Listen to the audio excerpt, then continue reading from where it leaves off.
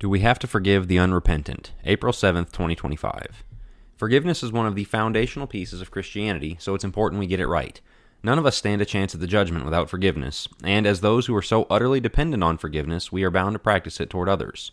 Jesus taught his disciples to forgive 70 times 7, Matthew 18:22, and that if we don't forgive others, then we will not be forgiven by the Father, Matthew 6:14 and 15.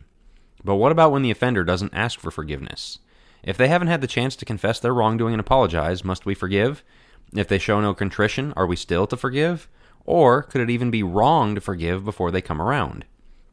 A debate over these questions broke out on social media following the tragic killing of Austin Metcalf by Carmelo Anthony, both high school students in Frisco, Texas. In the days following the killing, Metcalf's father went before cameras and shared a message of forgiveness. Quote, "You know what? I already forgive this person. Already. God takes care of things. God is going to take care of me.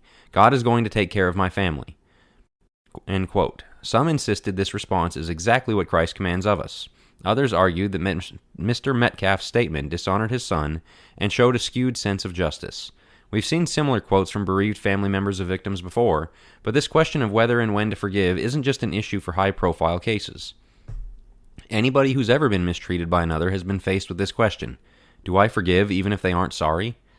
A business partner misleads, a spouse commits adultery, a friend defames you behind your back.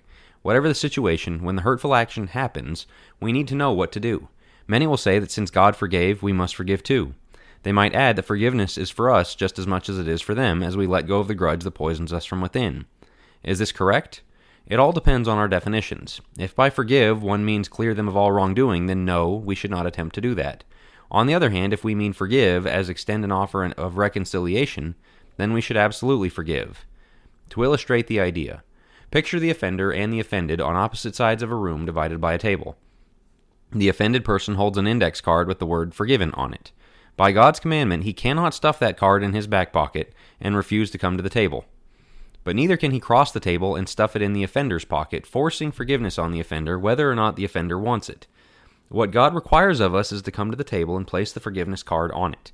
If the offender comes to the table to make things right, they can take the forgiveness that has been freely offered. But if they won't come to the table and seek forgiveness, it can't be forced upon them. Christ-like forgiveness.